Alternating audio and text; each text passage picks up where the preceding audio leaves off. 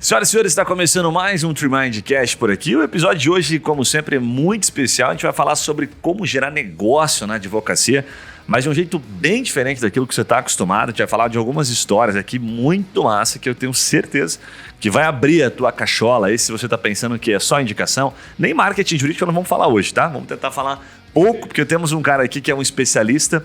Vou dar só um spoiler, ele já fechou mais de 13 mil contratos previdenciários. A gente vai fazer perguntas capciosas aqui, porque ele já enfrentou diversas dificuldades ao longo da trajetória dele. E ele, pra gente, vai responder aquilo que ele puder, né? Então, a nossa função aqui é extrair o máximo possível do Márcio. Então, Márcio, primeiro, obrigado aí por ter aceito o nosso convite, tá?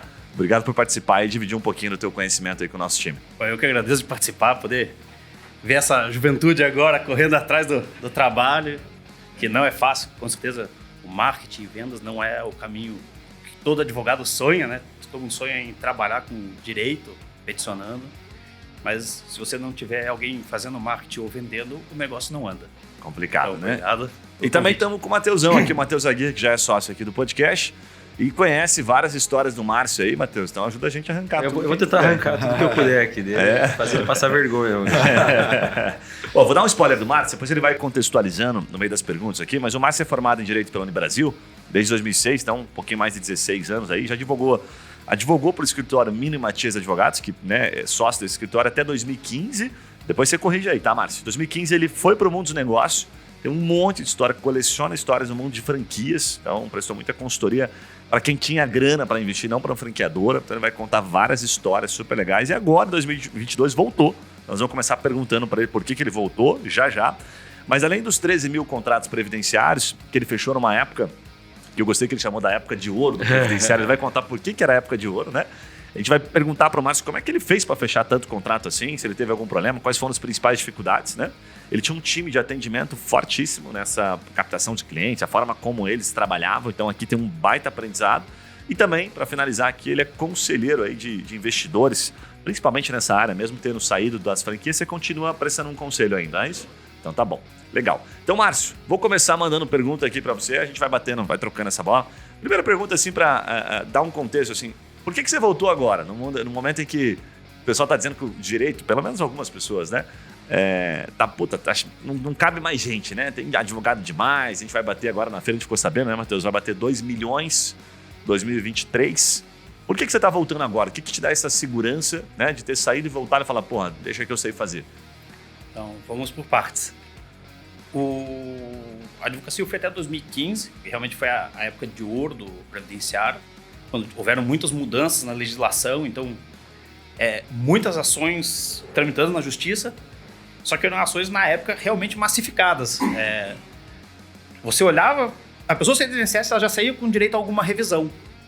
Então foi uma época que qualquer pessoa tinha direito. Então era muito fácil você achar o cliente. Você não precisa ter que correr muito atrás deles. Ele estava na rua. Se você abordasse as pessoas da rua, saindo do INSS, provavelmente você tinha alguma coisa para fazer, sabe? O requisito era estar aposentado. Na época, o requisito era estar aposentado. Exatamente isso. Tinha uns cabelinhos brancos passando semáforo, você já, opa... Tinha. E de 2006 até 2015, era uma matéria tratada como um subdireito. Tanto que pouquíssimas faculdades tinham o curso, um treinamento formal. A maioria não teve. E quando eu caí no previdenciário de paraquedas, sabe? Porque eu trabalhava com meu irmão, advogado do Banco Itaú, saí, fui advogar no carteirão, né, no bandejão, para fazer tudo. E quando eu vi a realidade, eu falei, cara, fazer tudo não dá certo. Eu vou fazer tudo, não vou fazer nada. E comecei a pensar o que fazer e fui atrás do que as pessoas não estavam fazendo. E, incrivelmente, assim, existia... Na época, o ouro era direito trabalhista. Todo mundo virava trabalhista. Era trabalhista e bancário, trabalhista e bancário, trabalhista e bancário. E chegou o momento, eu falei, poxa, mas o que tem além do trabalhista? A gente começou a ver que assim, o trabalhista gerava muito reflexo no previdenciário. E os escritórios trabalhistas faziam muito trabalhista e eles não tinham ninguém para fazer o previdenciário. Então, eu comecei a estudar, me inteirar da matéria e comecei a conversar com os advogados e fazer parcerias. Foi assim que o negócio começou a andar. E a gente via assim, cada trabalhista gerava reflexo no previdenciário. Trabalhista, reflexo no previdenciário. E o trabalhista não fazia. Então eu falei, vou começar a conversar. E aí, a minha função, eu larguei um pouco a parte de direito, aprendi o básico para executar, e o meu negócio era ficar visitando escritório.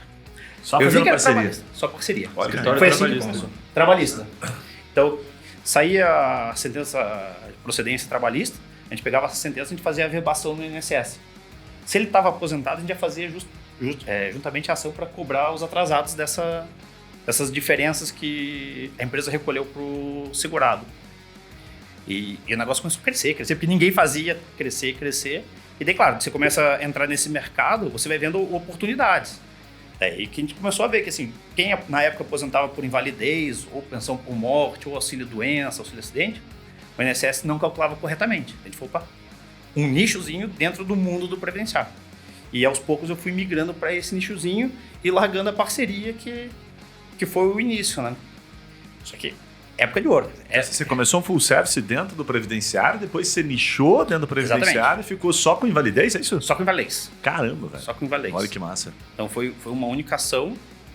E a nossa metodologia assim, de início, de abertura, era justamente assim. O advogado trabalhista era o nosso cliente principal, porque ele era a porta de entrada. Era muito difícil eu chegar na rua abordar uma pessoa. A tua prospecção não era clientes final, você prospectava Não, advogado, prospectava advogado, escritório. exatamente. Que legal. E daí o advogado começava a falar, mas tem um funcionário da empresa que se machucou vindo para o trabalho. Tava em casa, torceu o pé. E daí eles não faziam, ninguém fazia esse trabalhista e começava a mandar. E o negócio começou a crescer. Esse é o auxílio-acidente e também auxílio-acidente de trabalho, auxílio-doença. Auxílio-doença, em regra do auxílio-doença. Olha aí. Mas o acidente de trabalho também... O acidente de trabalho vira o previdenciário, vira uma aposentadoria por invalidez, dependendo do acidente, Dependendo do grau, vai para perícia. Tudo é Sim, perícia, no sim. INSS ou na justiça. E eles veem o grau da invalidez e se ela é permanente ou provisória. E para cada categoria tem um benefício.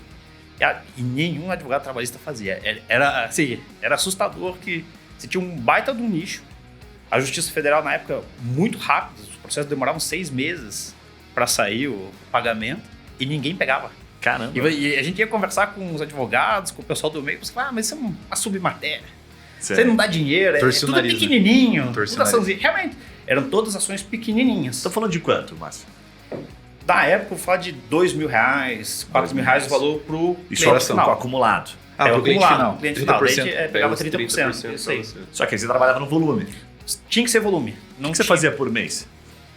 Quanto eu fazia? Não, de processo, né? De novos clientes, entrantes, assim, né? Trabalhando no pequenininho. Ele foi uma progressão geométrica. Enquanto no início, era eu e mais um. Então, era visitar advogado por advogado, Aham. pegar a carteira dele que ele já tinha, ver o que tinha de potencial naquela carteira e fazer Entendi. parceria no meio a meio. Você chegava até para desenhar uma Mapa linha de mental. raciocínio aqui, né? Mas você chegava no advogado, ele Isso. nem sabe, o cliente às vezes nem sabia que Nem tinha sabia, aquele direito. nem sabia. Cara, ó, aqui de 10, 3 tem. Isso, daí Vambora. a gente começava a conversar com os Que advogados. massa, Falava, velho. ó, você teve uma sentença trabalhista favorável? Ah, várias. E você averbou no INSS? Não. Opa, então você pode fazer a averbação. Se o teu cliente já está aposentado, vai aumentar o benefício dele. E se ele não tiver aposentado ainda, ele vai ter ali o cômputo para, no final, quando ele for fazer o requerimento, a documentação já está pronta, tanto o tempo de serviço quanto os valores, ele não vai precisar fazer o reajuste futuro. Então a gente vendia como se fosse um pré-serviço para o cliente, sabe?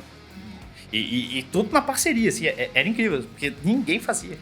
Então a minha função era pegar a lista dos escritórios trabalhistas e ligar. Descer a lenha. Mas Descer. depois você começou contratando gente, que momento que o bicho pegou, assim, que você começou a falar, pô, de 10, então. 15, 20, 30, como é que foi? Eu até estava conversando com o Matheus sobre isso, né? Uma das maiores dificuldades é delegar, né?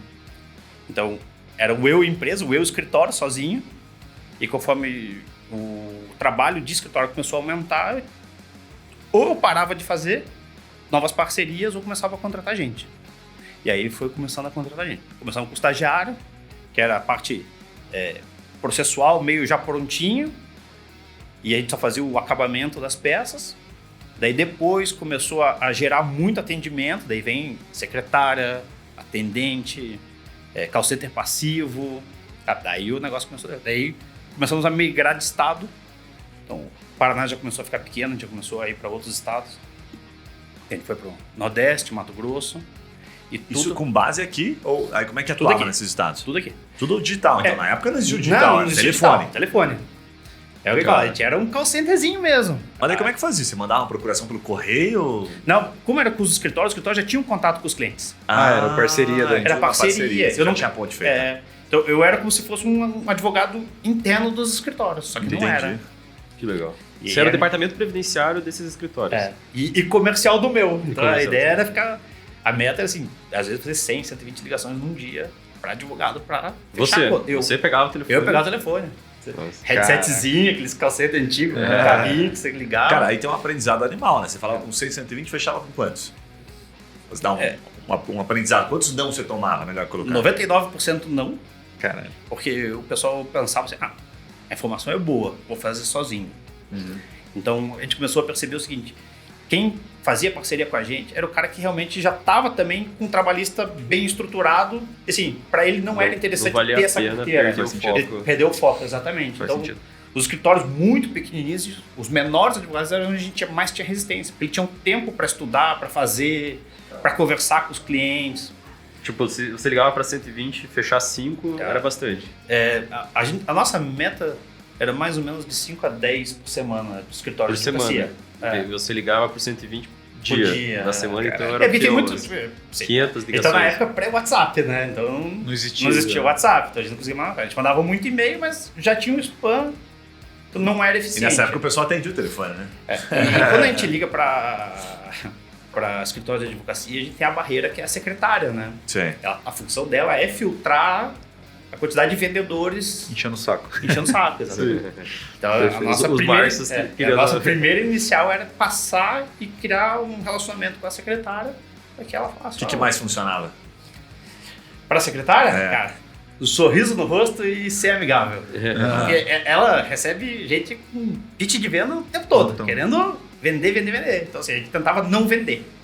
A gente tentava conversar, saber se mexia com o trabalhista, se tinha muitas ações. A gente fazia mais perguntinhas para fazer uma pré-qualificação. A gente sabia se essa pessoa tinha pouco processo Já não e valia a pena. não ia... Não, valia a pena, valia. É. Um caso pra gente valia. Sim. Mas assim, essa pessoa ia ter tempo para fazer sozinha. Ela ia parar, faz estudar, montar a petiçãozinha dela, copiar, etc. Então o nosso negócio era escritórios que estavam crescendo, sempre E os caras de nicho também, né? e de nicho, nossa era trabalhista. Não, digo assim, os de nicho, né, que já estavam no nicho trabalhista só, porque o cara entende e fala, não, eu tô Isso. nesse nicho, não vou sair Não vou daqui, sair, né? exatamente Eu isso. vou me meter em exatamente, outra exatamente coisa, isso. O né? cara que tá no começo topa abraçar tudo, Topa. ia pegar o previdenciário pra ele também. Daí, claro, na época tinha os nossos concorrentes que... Onde que o trabalhista, assim, lá no passado, tinha também uns atritos, os próprios advogados.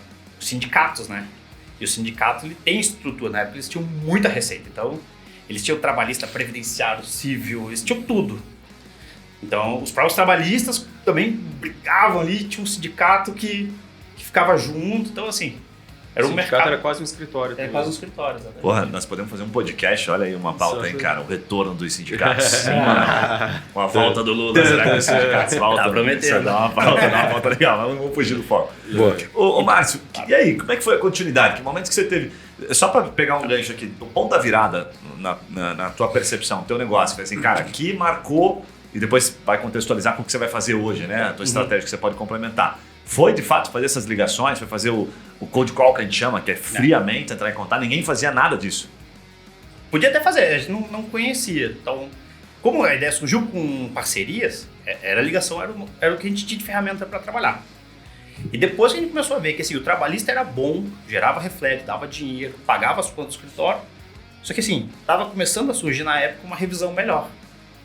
Daí a gente falou, opa, aí é que começou a gente realmente a pivotar o negócio. Então, começamos a parar um pouco a parceria e começamos a pensar aonde que esse cliente que é aposentado, pensionista e recebe auxílio de doença está.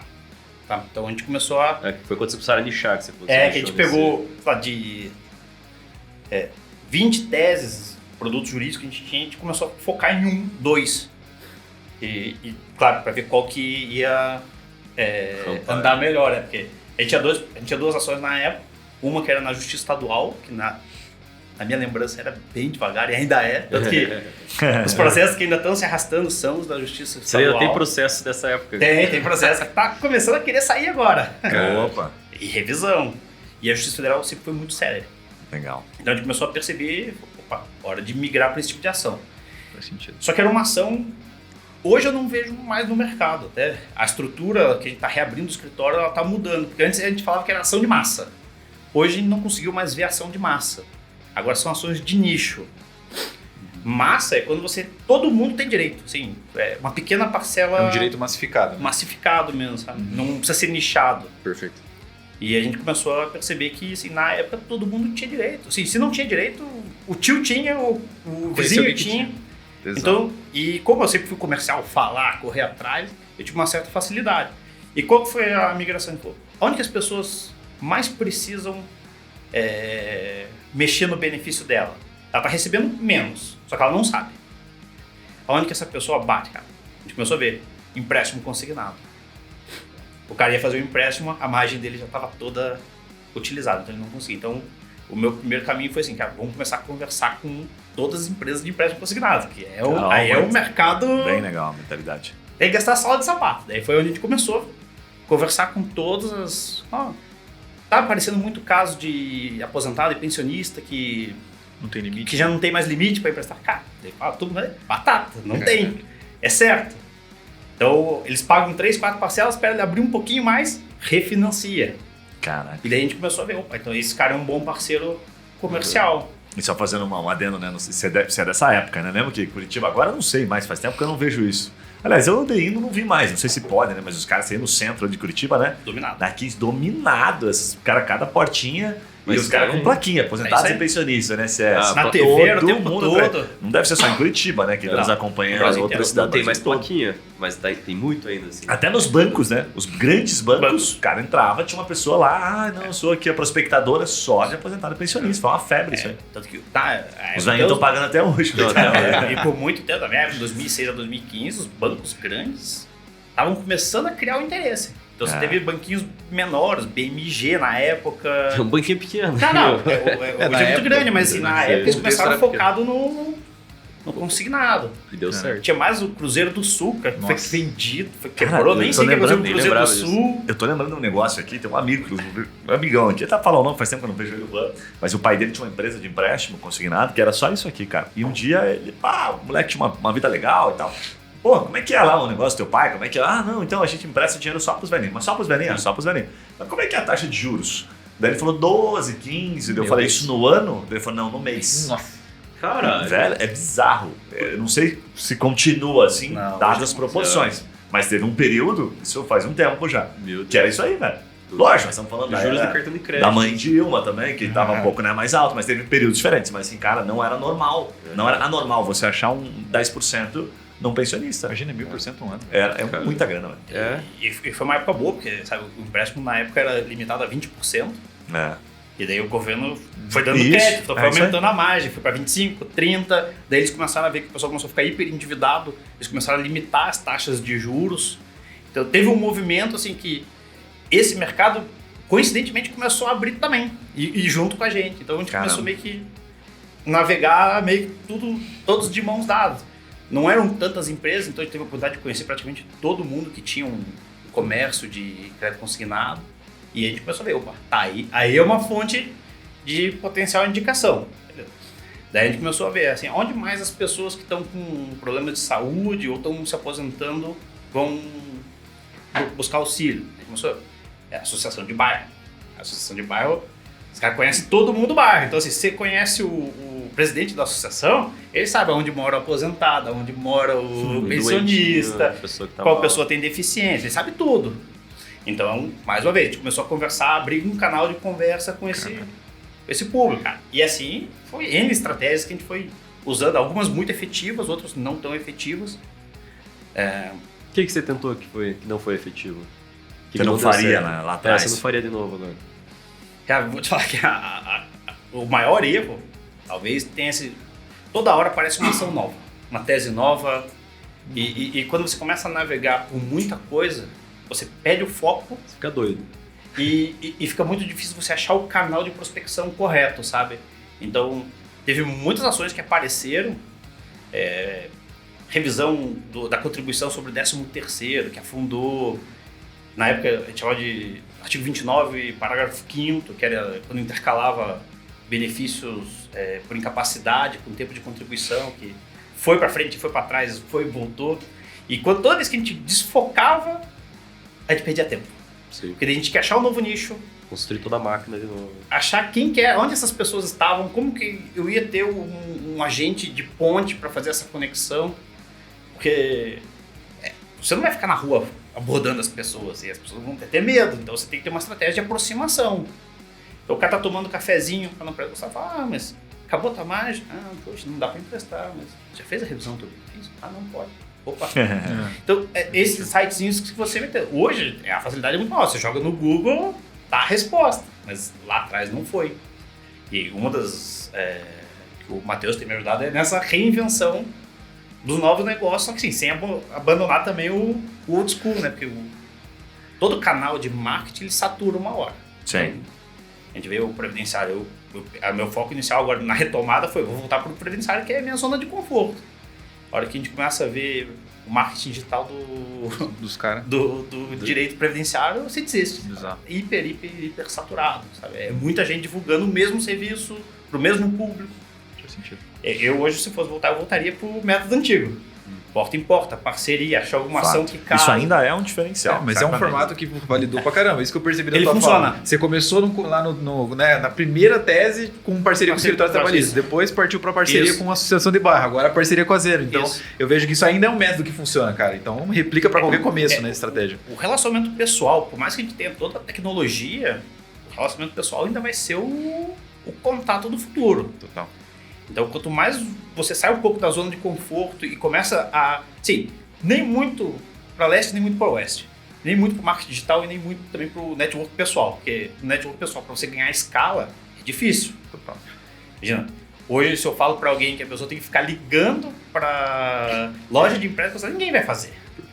Ou vai ligar para o escritório de advocacia. Pouco advogado vai se sujeitar a ficar ligando para outro colega para oferecer uma parceria. Então... Mas eu acho que esse é o problema. Pouco advogado vai se sujeitar a poucas coisas hoje em dia. Porque quando você falou ligar para 500 pessoas na semana para fechar 5...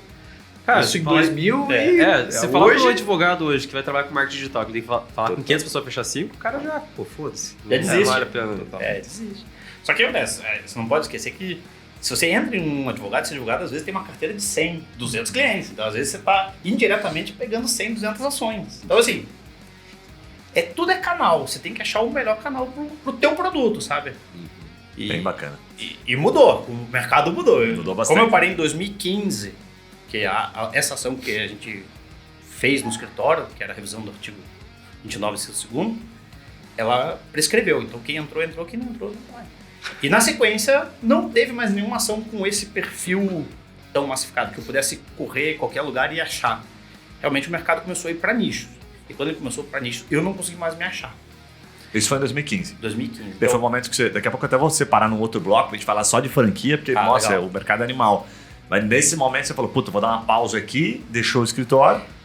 O escritório continua? O escritório continua porque os processos não acabam. Sim, porque eu decidi parar de... Você tinha umas buchas pra responder agora, tinha uns prazos pra cumprir. Tinha prazos pra cumprir, tem até hoje. E provavelmente eu vou estar aposentado nos prazos pra estar lá. Juntinho, porque não acaba, sabe? O Paraná é muito bom em termos de andamento. Tem estados que o processo não anda, o processo se arrasta. E faz parte da brincadeira você... Mas em 2015, essa massificação acabou no previdenciário. Não tinha mais, desde que eu comecei a ver que tinha nichos. Só que como que você pega uma estrutura que eu tinha inchada, grande, com muitos funcionários, com muitas bases, e como é que você muda tudo? Enxuga isso do dia para a noite? Você não consegue. Com um nicho, ganhando um pouquinho numa ação, um pouquinho na outra. Essa própria ação que eu fiz, se eu não me engano, nesse período de 2008 a 2015, se não me engano, foram 4 ou 6 sobrestamentos que tiveram. Ou seja, você entrava na ação, de repente o STJ sobrestava tudo, parava de ganhar dinheiro. Caramba. E como é que você mantém a estrutura funcionando? E o teu custo rodando ainda. Aí é o problema de você ter também a hipersegmentação. Você está apostando todos os teus... Todos os tipo uma revisão da vida toda, que não saiu ainda, tá todo mundo naquela expectativa. Coisa. Sabe que deu uma caída agora, né? O pessoal começou, todo mundo apostou muito, eu vi que muito escritório apostando. Segura um pouquinho, já tem uns 200 lá, vou deixar pra ver, senão... Porque daqui a pouco, você tem que pensar o seguinte, cada vez que uma ação afunda, você tem que ligar pra cada cliente e falar...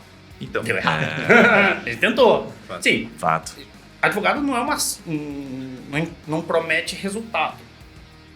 Mas assim, todo cliente tem a expectativa de Sim, claro. ganhar. Ninguém contrata Ninguém esperando contrata perder, né? querendo perder. Até então. porque tem aquela máxima, né? Que o advogado não perde causa, né? Quem perde é o cliente. Exatamente, sabe? Antes da gente falar de franquia, que eu sei que você tem bastante história para contar ali, o conhecimento para dividir, o que você olha hoje, voltando, assim, que você foi, né, para um outro universo, aprendeu, de certa forma, a se desenvolver, já tinha bastante bagagem, mas aprendeu uma outra visão de negócio. O que você olha hoje, nesse momento, para voltar? O que você está olhando? Você olha volume de processo, olha potencial de causa, você olha causas, né, que já tem uma sentença mais garantida. O que você está olhando, assim, que você pode dar de dica para criar esse novo produto aí que você vai criar? Hoje, na verdade, você tem que partir do ponto que é o produto. Antes de você procurar o cliente, você tem que descobrir o produto. Esse produto ele tem que ser viável financeiramente, ou seja, ele tem que dar um retorno para o advogado bom. Ele tem que ter número de clientes possíveis. Se eu vou atuar só em Curitiba, ele tem que ter uma grande quantidade. Se eu vou atuar no Mercado Brasil, endereçável, ele tem né? que ter um mercado assim, de potencial cliente. O que é o valor bom, antes de você falar da sequência ali? Você Quanto, considera? quanto menor o mercado, maior tem que ser a ação. O inverso ali, legal. E quanto menor o valor da ação, mais você tem que pulverizar. Então, assim, a matemática... Tem gente que vai atingir a meta de salário ou de renda e vai parar. Tem gente que vai querer continuar crescendo. Então, isso depende muito de perfil. Tem gente que gosta de trabalhar pra caramba. Tem gente que quer 4, 6 horas por dia encerrar o expediente. Então, depende. O ganhar o dinheiro para cada um é relativo. Sim, Agora, na minha visão, o produto, para ele ser viável, ele tem que ter um bom retorno. legal. Ele tem que ter mercado e o custo de aquisição desse cliente tem que entrar nessa equação. Porque assim, se a ação é pequena e o custo para achar esse cliente, para prospectar ele é muito alto, eu demando atendente, é uma causa complexa, que vai gerar prova, gerar audiência, o meu custo começa a achatar. Então assim, essa parte você tem que pensar toda antes de começar a tirar para todos os lados. O primeiro passo é achar um produto bom. Legal. Achou um produto? Eu gosto de pesquisar no Brasil inteiro. Ah, tá ganhando em Curitiba, mas pede em Maringá, ganha no Rio Grande do Sul, pede no Rio de Janeiro. Opa, deixa ela no stand-by ali, espera um pouquinho e vai atrás de outro produto. Sabe? Então, a minha visão tem que ser algo, não precisa ser de massa, porque eu não acredito mais na massa, mas tem que ser nichado e tem que ter potencial no Brasil inteiro. Esse é o... Legal. E de onde vem os insights pra você buscar, pra você encontrar esses produtos aí? Tá, aí é que entra a Aí parte... que o bicho pega. Quando eu saí do direito, em 2015, e realmente abandonei a... Advogado eu vou sempre ser, não vou deixar de ser. Mas eu parei de ser a linha de frente de novos clientes. Eu comecei a perceber assim, o mundo dos negócios, vamos ver o que monta. Aí a gente começou a abrir as empresas da família, e nesse mercado a gente começou a ver que relacionamento importa. Então, o que eu já fazia na advocacia, eu transferi para lá. Só que comecei a ir para o ramo de franquias, que daí é um mundo novo, que são receitas de bolo prontas, que são replicáveis. E aí é um mercado que eu acabei seguindo por um tempo. A questão de vendas, que é a minha paixão. Meu negócio é vender, falar com pessoas, conhecer gente nova. Mais importante do que hoje sentar no escritório e ficar dentro, eu prefiro estar na rua conversando com pessoas. Então a gente começou a ver que network funciona. O Matheus a gente conheceu Cresceu num evento aleatório. Aleatório, coisa do destino, começou, sentou do lado, começou a conversar e deu certo. Mas isso acontece todo Destino dia. nada, Matheus já tava de olho. Ele panfleta bastante. Ele tava no meu radar ali já. O Matheus é rato de evento. Só aqui, ó, só distribuindo E as coisas acontecem para quem tá Pô, aberto, né? coincidentemente, fiz 130 amizades nesse evento. Foda. Mas Cara, é assim é um que mestre. funciona, conexão. E a franquia é muita conexão, né? Porque você Vai tem, nesse diálogo. você tem uma pessoa vendendo um produto, que é a unidade da franquia, e você tem um mundo de investidor com dinheiro no bolso, que sim, ou ele vai comprar uma casa, ou vai comprar um carro, ou vai abrir um negócio. Eles competem entre si por esse dinheiro. Legal. Até falando de maneira nichada aqui na questão das franquias, que você tem bastante aprendizado, você não advogou, como você bem colocou, Não. né? Você prestou muito mais a consultoria de negócio aqui. Mas se fosse para você advogar, para quem está nos acompanhando e falando, pô, a franquia me interessa pra caramba. Eu não lembro os números, mas eu sei que franquia representa assim, próximo de 20% dos negócios abertos, eram números bem expressivos. E você sabe os bastidores aí das franqueadoras que prometem mais do que às vezes conseguem cumprir e tal. Não estamos fazendo juízo de valor aqui, né? O problema é só nas franqueadoras, mas tem muito franqueado que entra, provavelmente sem saber. Entra, pô, vou botar 200, 300 mil aqui e de repente, puta, o negócio não era o que eu pensava. Como é que são essas causas nesse universo de franqueado versus franqueador aqui? Acho que primeiro é separado. Qualquer profissão tem os bons profissionais e os maus profissionais. Sim. Tá? Isso é um fato. Se a gente é advogado, a gente quer trabalhar para o franqueador, a gente quer o bom franqueador, a pessoa boa. Então, isso para o franqueador. Tá. Quando a gente é advogado de franqueado, embora não tenha nenhum caso contencioso, a gente quer as franquias ruins, problemáticas. A gente, advogado resolve o problema. Perfeito. Então, hoje, se eu fosse pegar franqueado, seriam franquias problemáticas, tá? É tipo criminalista, assim, não dá pra ir na igreja. Não, O cara tem que viver porra, perto dos traficantes e tal. O escritório dele Pô, lá vai na na boca. igreja. E daí eu trabalhei pro lado do franqueador por um tempo, na parte de também comercial, ligação entre marketing e venda. E comecei a conhecer o meio. E você vê que problemas se repetem estruturalmente em todos os negócios. O modelo de franquia ele funciona muito bem lá fora. No Brasil a gente tem uns certos abrasileirados que não rodam tão bem. Tropicalização. E a ideia do início era, aí tá um nicho. Ele é um nicho replicável. Então, eu conheceria uma franquia com um problema, eu teria uma base inteira de clientes, possíveis clientes para prospectar. Ou seja, eu fecharia um contrato e esse um ia falar, o advogado está resolvendo o meu problema. E assim, sucessivamente, eu ia pegando todas as fatias. O franqueador deve amar bem você. interessante. Então, é que eu não fui para esse caminho, então eu não tive esse... E as franqueadoras, as boas, as grandes, elas são solúveis, assim, né? Elas têm Só. grana pra pagar, né? Então não deixa de ser uma estratégia legal. Você acabou de gerar um insight bom. Resolveu o problema de um, provavelmente outro também tenha. A maioria das franquias são boas. A intenção é boa.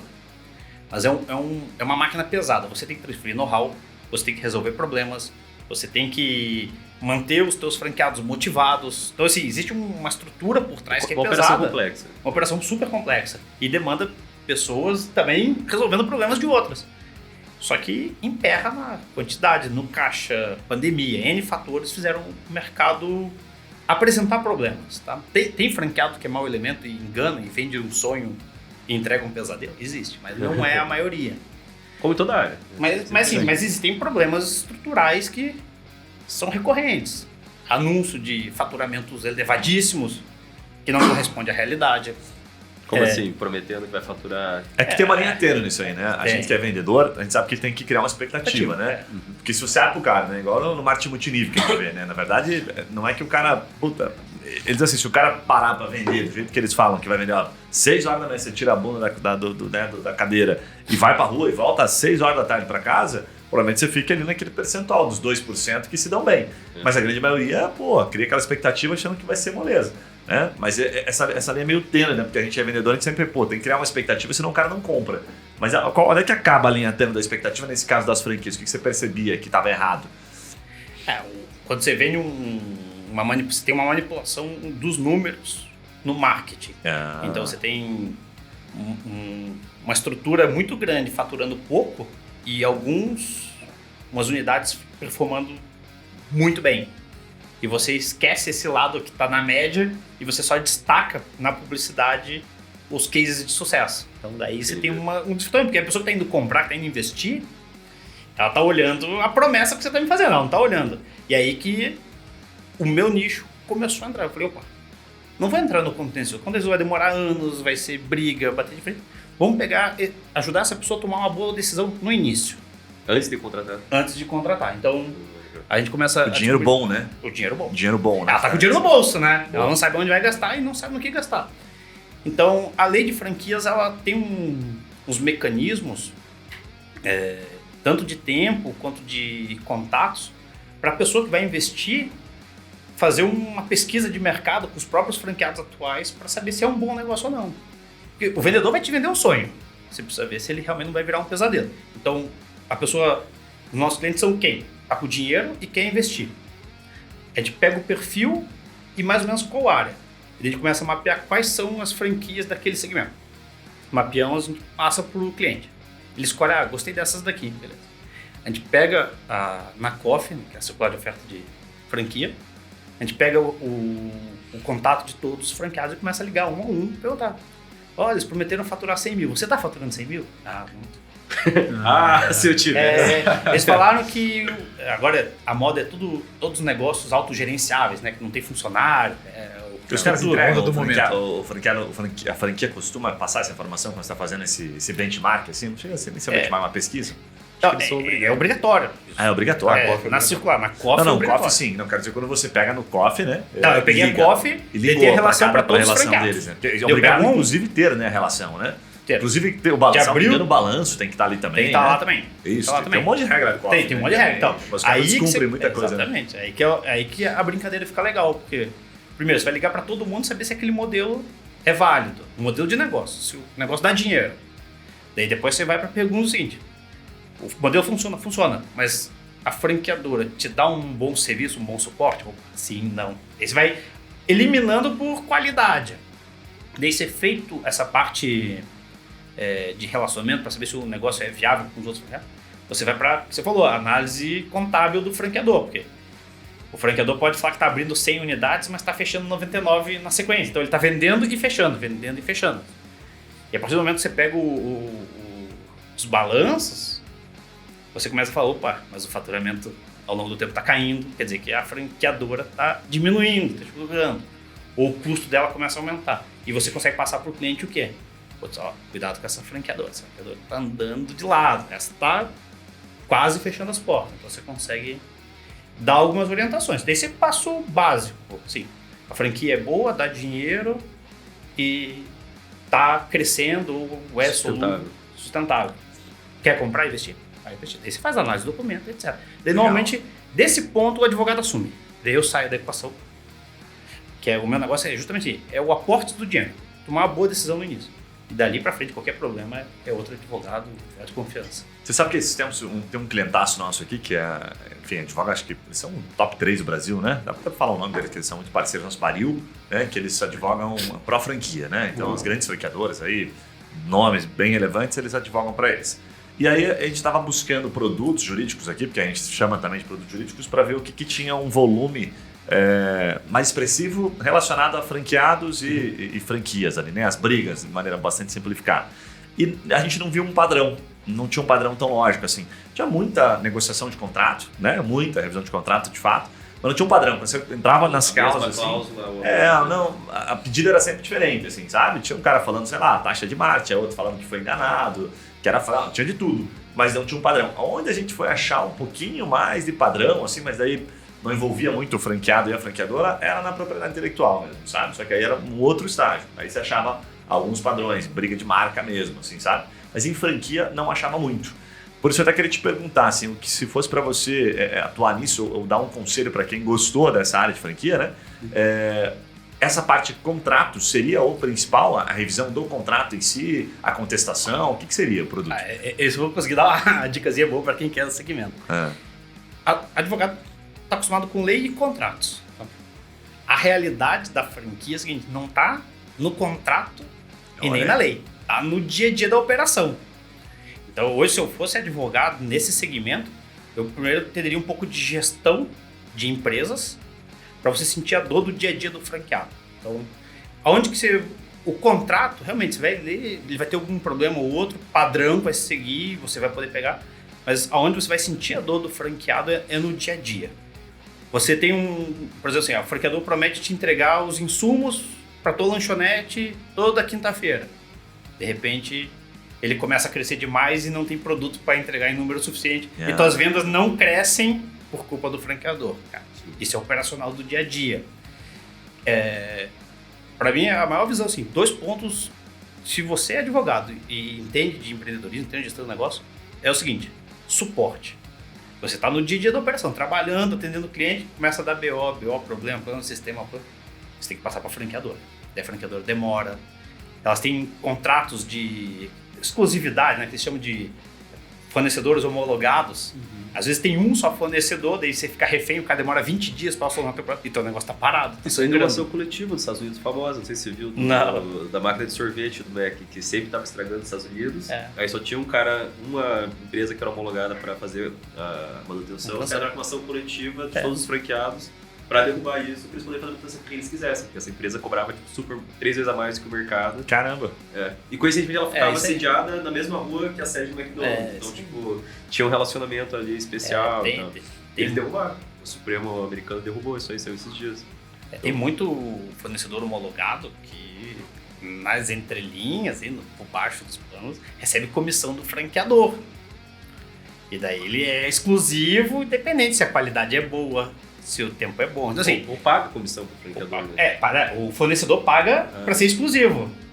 Então, assim, se você quer ser advogado e ganhar dinheiro nessa área, você tem que entrar dentro da estrutura do franquia. Tem que sujar a mão. Não dá pra você pegar o contrato e achar que vai ter problema ali. Você tem que entender o dia a dia dos caras. A briga, o dinheiro vai estar na transferência de know-how, que é como fazer essa empresa funcionar redondinha. Aonde está o suporte? Tipo assim, tive um problema.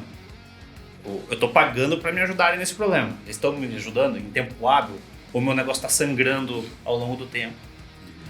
E que nem você falou, assim, a questão do fornecedor, cara, esse é você tem que entrar mais a fundo ainda. E daí você tem que começar a fazer a ponte para saber se o fornecedor está pagando uma comissão, se não está. Porque toda a receita que o franqueador recebe, ela tem que estar no contrato. Então, em regra, esse suborno por fora e não poderia. Tipo, não é proibido, não é proibido. Mas tem que estar declarado. Mas tem que estar claro, sabe? Entendi. Faz sentido. Então, daí, às vezes acontece muito, cara. Fornecedor homologado, suporte e know-how são os 3 principais planos assim, que o advogado pode bater na linha de frente do dia a dia. Falar, essa empresa está afundando por culpa disso. Agora, no contrato não vai estar, porque o contrato é todo genérico. Então, eu acho que é um paralelo assim, o advogado trabalhista. O advogado trabalhista não adianta ele pegar ali o TRCT ou o contrato e só a informação. Ele tem que sentar e entender qual é que era a relação de trabalho que acontecia para achar os problemas mesmo, é a mesma coisa. O que é o legal desse mercado? Assim, você descobriu um problema, você solucionou o problema para todos os outros franqueados. Você tem franqueadores com 2.000 unidades, 3.000 unidades. Se você descobriu um problema estrutural nesse segmento, você abarca todo mundo. Se o cara não te mandar matar você, você vai isso também. E tem muito franqueado que tem, às vezes, 3, 4 lojas da mesma franquia, né? Eu conheço, tem alguns colegas que são assim. Esse, pra mim, na minha visão, é o melhor indicador de sucesso de um negócio. Tá? Quando você tem um investidor investindo em vários... Querendo comprar. Com mais unidades da mesma franqueadora. Não virou franqueado master? Não, o franqueador master é o que coordena a região. A região. Ele é um franqueador replicado para atender determinada região. Boa. Isso aí virou esquema de pirâmide, já é franqueador, Cara, a gente falou um pouco nos bastidores ali, mas se você puder passar assim, pra gente finalizar essa parte das franquias, e como é que tá esse mercado a partir das franquias maiores, assim, né? Tem as mais conhecidas, por exemplo, falar assim de Subway, te perguntei de Subway, né? Subway começou numa decadência, até tentou mudar bastante marca, fez um rebrand, fez bastante coisa, né? Para onde o mercado caminha? Aí agora nós estamos aqui coincidentemente tomando um café e falando de franquias de café. Mas que o mercado ele é cíclico, assim, pelo que você aprendeu, ele tem os altos, assim, tipo aquelas isso aqui é modinha. Porque a gente vê um monte de modinha e esquece. A gente esquece, né? O problema é que a gente esquece muito rápido as coisas, né? Já estamos aqui, passou a eleição, ninguém vai falar nada disso, né? Agora já é Copa do Mundo. Mas assim, o que acontece? O que acontece no mercado de franquia? Ele tem esses movimentos, o que o cara procura? Fazer o paralelo, o mercado de franquia e o mercado de direito também, né? Sim. Ações de FGTS. É verdade. Revisões de juros bancários. Verdade. Tudo tem um ciclo, sabe? LGPD. A gente sabe, o mercado como um todo tem ciclo. A bolsa de valores, ela tem um ciclo. Tem matérias que são mais estáveis. Se você entrar nessa questão do interior da franquia, do suporte, do dia a dia, ela vai ser sempre estável. Ela sempre vai ter problemas, porque é questão de estrutural da empresa. Agora, você pega a franquia, aquele sorvete de iogurte. Nossa, que tinha, é verdade, esse aí. Cada esquina tinha uma. Não tem, sabe? O café hoje está sendo, na minha visão, um novo. Mas, é um novo iogurte. É um novo iogurte. A diferença é que assim, o iogurte era muito nichado. Café, praticamente todo mundo toma.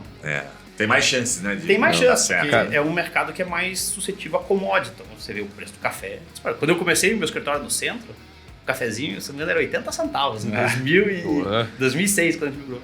Agora é 10 pila ali. Agora é 10 reais. Então, assim, você vê que as coisas...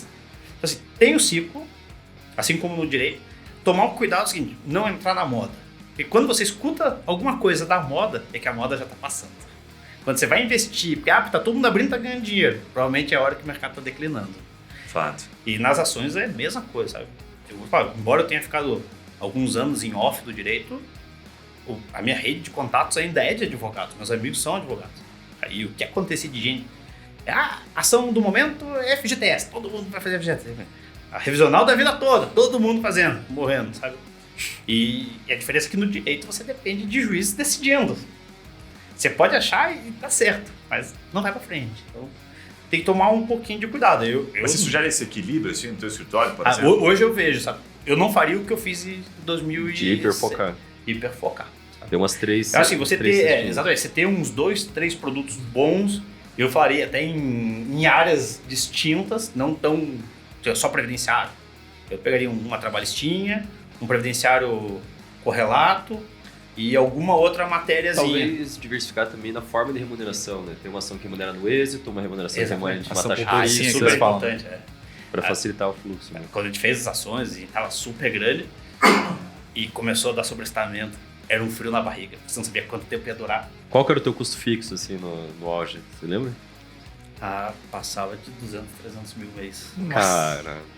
Porque a folha de pagamento era... Pessoa é caro demais. Pessoal é muito caro.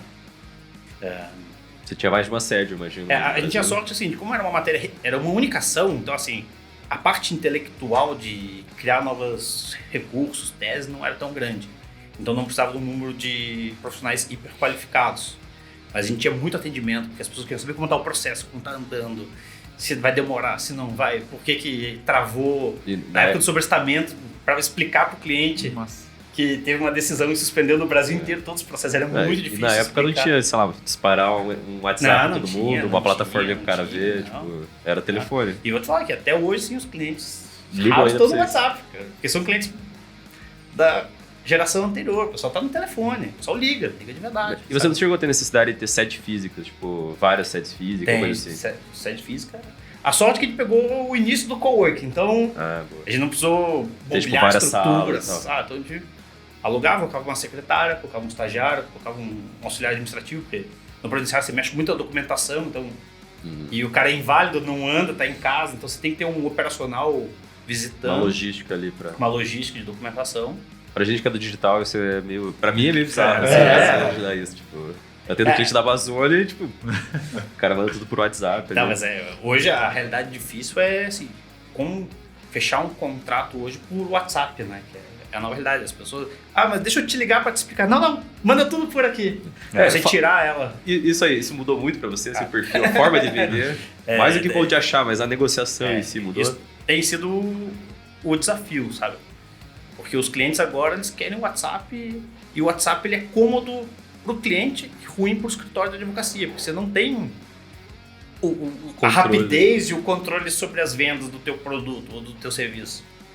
Então você manda mensagem, vai demorar 1 hora, dia seguinte, semana seguinte, e você tem que estar monitorando, ou seja, se a pessoa entrou ali, você tem que continuar. Na minha época, assina. Não vou pensar, então tá bom, então depois você leva para casa, que semana que vem você volta. Beleza. As pessoas, a maioria, fechavam, porque ela se deslocou. Ela gastou energia, ela gastou tempo. Teve um comprometimento do lado dela. Teve um comprometimento, exatamente. Hoje ela nas vendas a gente fala, né, de microcompromissos. Você anda na venda criando microcompromissos com o cliente. No WhatsApp, ele é difícil. Eu ainda estou enfrentando uma séria dificuldade de fazer o início do atendimento até a assinatura do contrato via WhatsApp. Eu sempre tento puxar o cliente pro telefone, mas ninguém mais quer usar o telefone. Porque a gente gravou um podcast esses dias aqui, falou um pouquinho sobre isso, né, de alguns clientes. A gente tem alguns clientes aqui, os top fechamento de contrato, assim, os caras fecham, tem um, por exemplo, que a gente fala aqui, 300 contratos de negativação de vida, aí você tem os outros caras que fecham 100 e poucos contratos previdenciários também e tal, enfim. E a gente sempre pega padrões entre eles, assim, né, e um deles chamou muita atenção, que era um previdenciarista, inclusive, que ele montou todo um fluxo, né. Qual que era a ferramenta que ele usa? Cara, era um pouco de DigiSaque, ele automatizou umas paradas dentro do DigiSaque lá, mas era principalmente DigiSaque. E ele foi trabalhando, o cara é empreendedor também, essa visão, né? Foi trabalhando essa otimização dentro dessa ferramenta, e quando a gente olhou, né, o fluxo dele, assim, né, esse mapinha que ele criou, cara, ficou muito claro, assim, né, a inteligência dele, analisando, tipo, como eu agi desta forma e qual foi o resultado. Beleza, agora eu pego o aprendizado, aplico aqui, aplico ali. Então ele foi pegando o volume e foi aplicando a própria estrutura. Ele, né, ofereceu pra gente, a gente até hoje acaba entregando para alguns clientes assim, próximos para que eles apliquem. O cara tem uma cabeça muito boa nesse sentido. Mas uma parada assim, que me chamou bastante atenção, que eu vi nesses escritórios em comum, é que eles mandam muito áudio hoje, sabe? Às vezes não rola a chamada, eu sei que a chamada continua também sendo, eles até comentam isso, uma exceção, uma chamada em vídeo. Mas é mais pro cara que, mas será que esse escritório existe mesmo? Será que é real? Será que eu não tô caindo no golpe? Eu desligo em vídeo, mostro, escritório, sou eu aqui e tal. Mas era um detalhe bobo que eu não pensava que era o áudio, cara. Então o áudio ele cria uma conexão, né? Porque você não manda áudio pra qualquer um. O golpista não manda áudio, né? É verdade, cara. O golpista LX, bem boa essa. Não manda áudio. Porque vai ter barulho do presídio atrás. Então, os caras falam, bora dar comida aí. O cara tá mandando áudio, a mãe grita, né? Mãe! Então foi muito bacana. E é um detalhe, cara, tão simples, tão bobo. A gente, tem que sentar lá e aprender com os caras que fazem isso. Então essa questão do áudio para mim chamou muita atenção. De fato, foi bem bacana. Legal. Bom, caminhando para a reta final aqui, Márcio, vou pedir para você... vou fazer uma última pergunta para você aqui, que eu gostei que você é super comercial, abriu bastante detalhes para a gente aqui, né, de como você operava, acho que tem bastante insight interessante. O que eu queria te perguntar, a jornada do cliente para você da advocacia, né, que é isso que é um pouco do que a gente estava falando, você já contextualizou aqui no Previdenciário, e agora está sendo colocada no WhatsApp.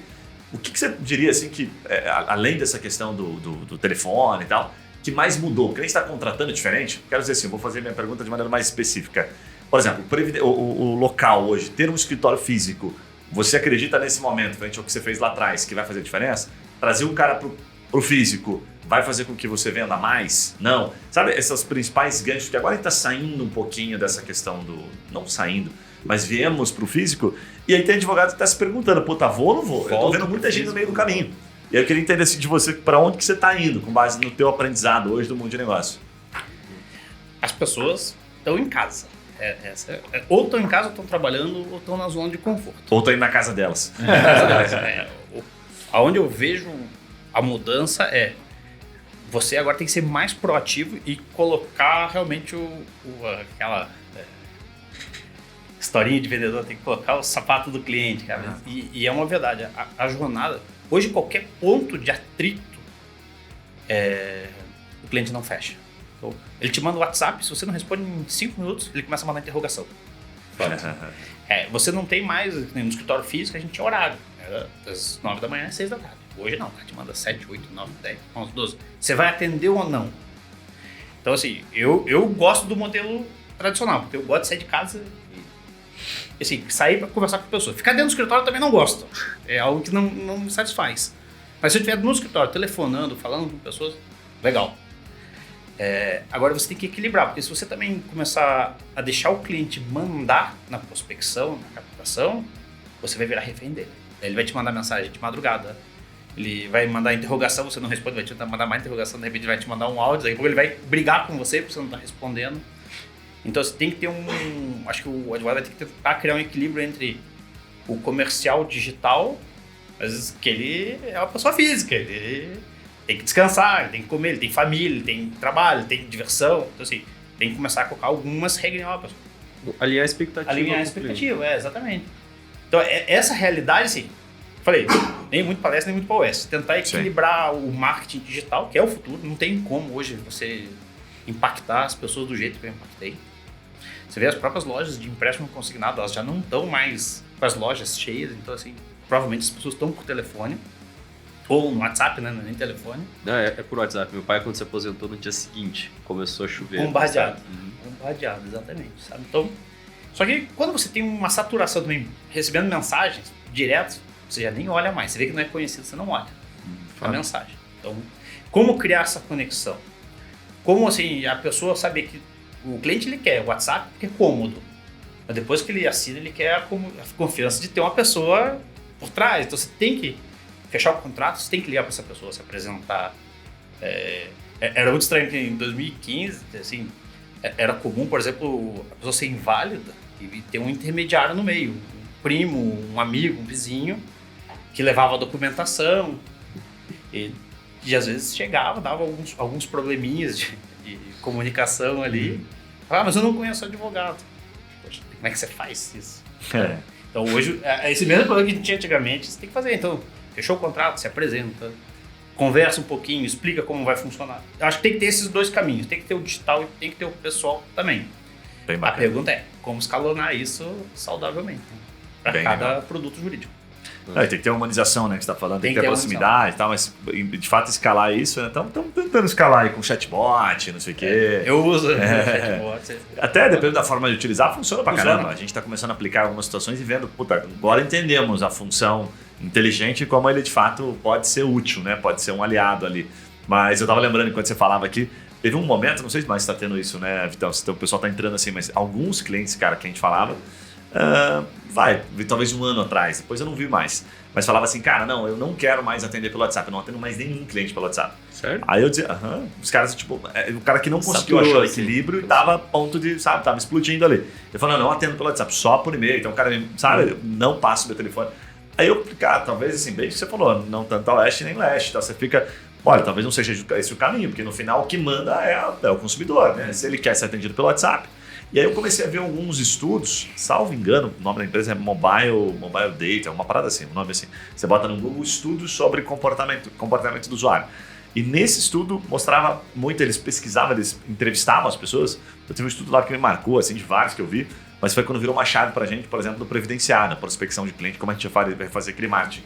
Que as pessoas, a partir de 55, 60, não é uma novidade, assim, né, o que eu vou falar, mas na hora que você vê, você fala, nunca tinha pensado nisso, de fato tá aqui.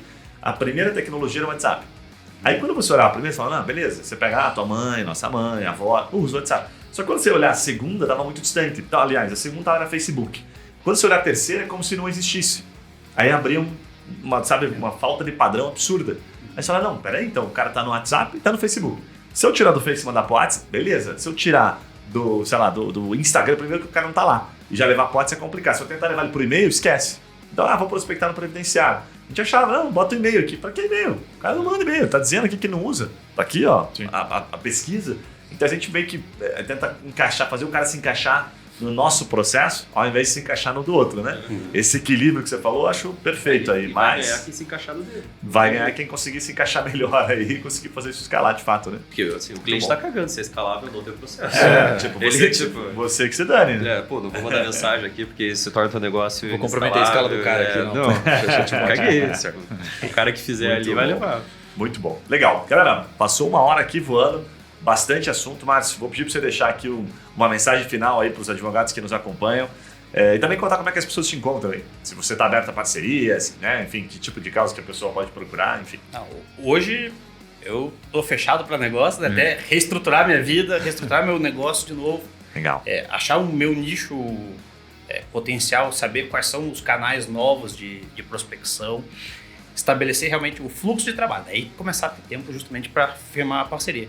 Mas a minha ideia é, assim, estabelecendo os canais básicos, é voltar para a parceria, sabe? O network entre advogados, entre colegas, ainda é o melhor fonte de conexão, de prospecção.